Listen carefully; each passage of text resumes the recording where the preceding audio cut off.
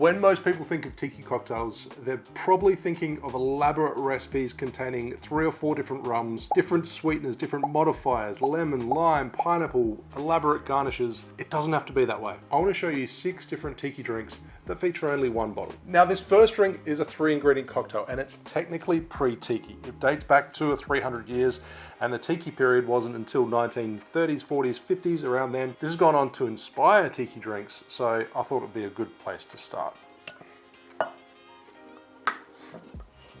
So I'm using El Dorado 8, 2 ounces, 60 ml of rum, and then a Demerara syrup. You'll notice today that a lot of these drinks have different flavored syrups, grenadine, Demerara, passion fruit syrup, and I'm using store-bought Liber Co syrups. I do think they're incredibly handy, especially since I've been making all these tiki drinks, that I can just keep them in the fridge. I'm pointing over here because this is where my fridge is. You can keep them in the fridge and you can have cocktails anytime and the syrups last up to 12 months, as opposed to a homemade syrup where you potentially haven't sterilized all your equipment, and something like simple syrup is only gonna last for 3 or 4 weeks.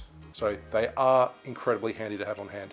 So we're gonna go 1/2 ounce, 15 ml of Demerara syrup. And we have fresh lime juice, 1/2 ounce, 15 ml. You can strain this over fresh ice. I'm just gonna dirty dump. Pretty sure back in, the 1700s, they probably, first of all, probably didn't have ice on the boat. They didn't have a shaker. And if they did shake it with ice, then it just would have been dumped in the glass. They're not gonna waste ice. Cheers. It is rum forward because you're only using 1/2 ounce of the sweetener and the lime juice. And the El Dorado 8 is quite rich. Molasses forward. Yum. Next cocktail is the Planter's Punch. You'll find plenty of varying recipes for this. This recipe comes from Shannon Mustafa's Tiki Modern Tropical Cocktails. Great little book. His recipe, but I've increased the lime juice ever so slightly. As I said, plenty of variations on this one, but this one calls for a pot still Jamaican rum. So I'm going to use Smith & Cross. That's the pot still rum I have on hand. It's 57%, so it's overproof, and it's typical of that pot still Jamaican rum where it's just funky hogo, tropical fruit notes. A really intensely flavored rum. If you don't like your rums, probably don't drink this style of rum. So we have Smith & Cross, 2 ounces, 60 ml, and 3/4 of an ounce, 22.5 ml of grenadine syrup. So this is made with fresh pomegranate juice, molasses, gum arabic, which adds more body, more texture, a little bit of citric acid, makes it really pop. It's nice and tart, really vibrant grenadine syrup. Then fresh lime juice, 3/4 of an ounce, 22.5 ml.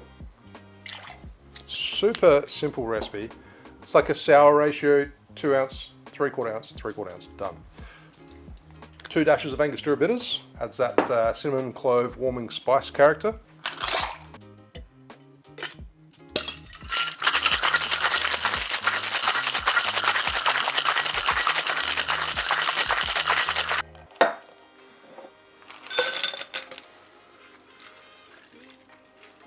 Pineapple wedge and a maraschino cherry, or if you're like me and you don't have a pineapple on hand, then just a pineapple spear.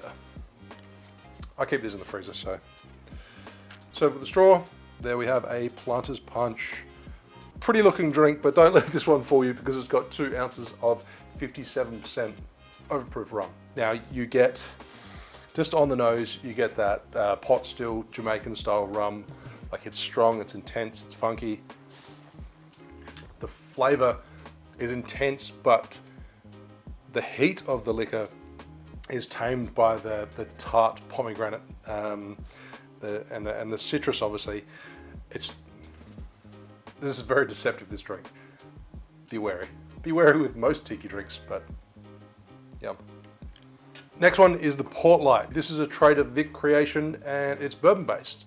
So a single bottle of bourbon, a bit of honey syrup, a bit of passion fruit. This also got an egg white, so it's going to add a nice frothy nature to the drink. So I'll start by adding that in and measuring 2 ounces, 60 ml of bourbon whiskey, Wild Turkey 101. Such a good, well-rounded bourbon to use for cocktails. A full ounce, 30 ml of lemon juice. Just under 1/2 ounce, 15 ml of honey syrup. This is a 3-to-1 honey syrup. I sourced this recipe from Smuggler's Cove, but I tweaked the amount of honey syrup and the passion fruit because they used a 1-to-1 honey syrup. I'm using a 3-to-1, and the passion fruit recipe is a little bit different as well. So I feel like Liber Co's passion fruit is incredibly intense, so you could be a little bit more restrained on this, which is a good thing. Plenty of flavour. So 1/4 ounce, 7.5 ml. Quick dry shake.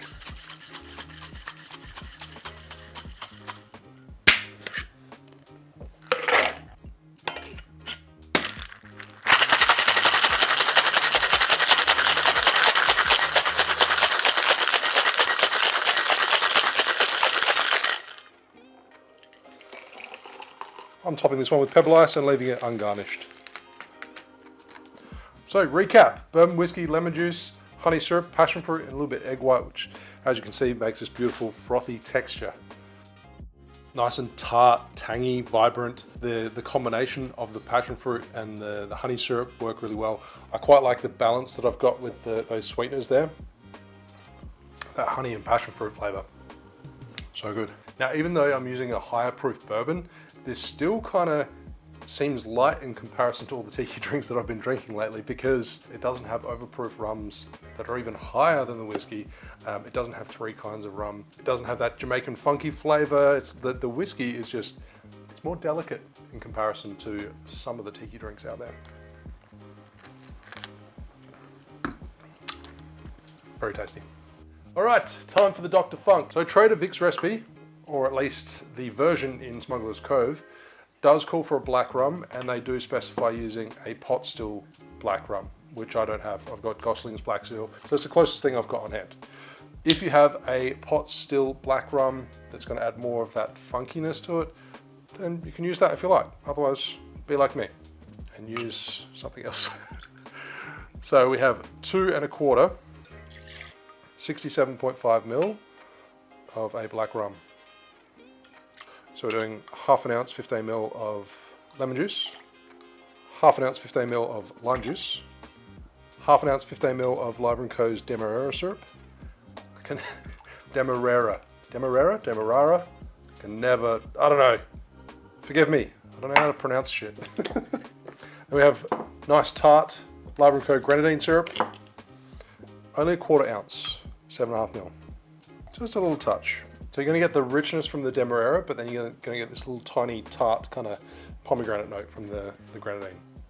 1/4 ounce, I could just take the lid off here, 1/4 ounce of Herbsaint or absinthe.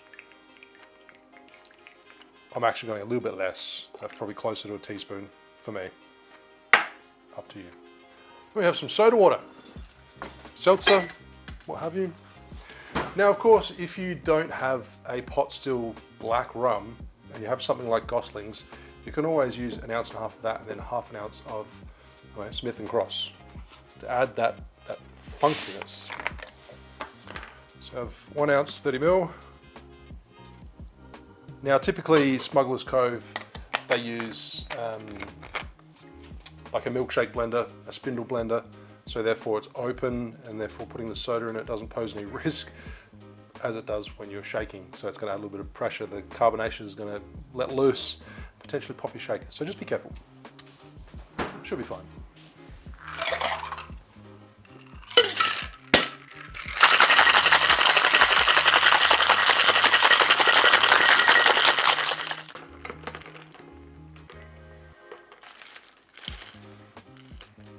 And 3 pineapple fronds for garnish. Now, you probably want to use a straw for this one to get through that pebble ice, and also not to stab yourself in the eye with those spears. The Dr. Funk. Funky. Cheers. I think I made a wise choice with the amount of absinthe in there. This is like a, I can't remember off the top of my head, but it's like a maybe 69% absinthe, so probably didn't need a full 1/4 ounce. Just a teaspoon was fine with that. That anise flavour still comes through plenty strong. Nice and bright, get a little bit of tartness, but it's rich from the Demerara and of course from the rum itself. If you don't like anise, you could probably just skip the absinthe altogether, and it would still make a very flavourful drink.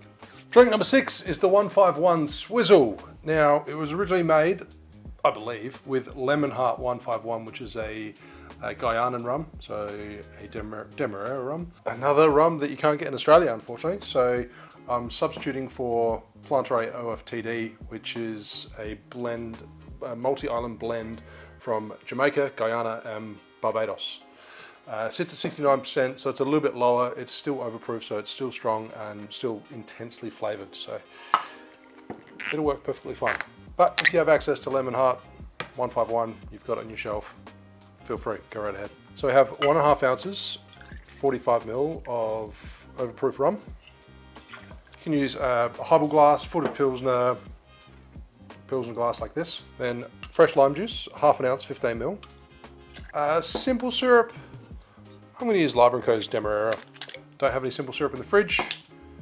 This is just going to lean into that, you know, molasses character from the rum itself. So half an ounce. This is a rich syrup, so I've actually gone a little bit less. Should be more like 1/3 of an ounce. 1 dash of Angostura. I'll go 2. Then 6 drops of absinthe. I'll just go a dash from a little Japanese dasher bottle. Just half or 3/4 fill your glass, maybe a little bit more. And swizzle.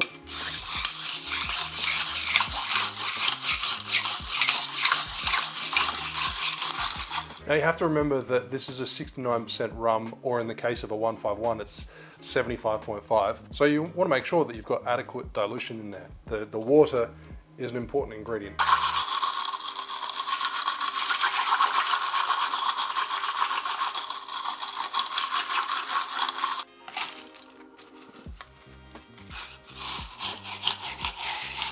Mince fruit garnish.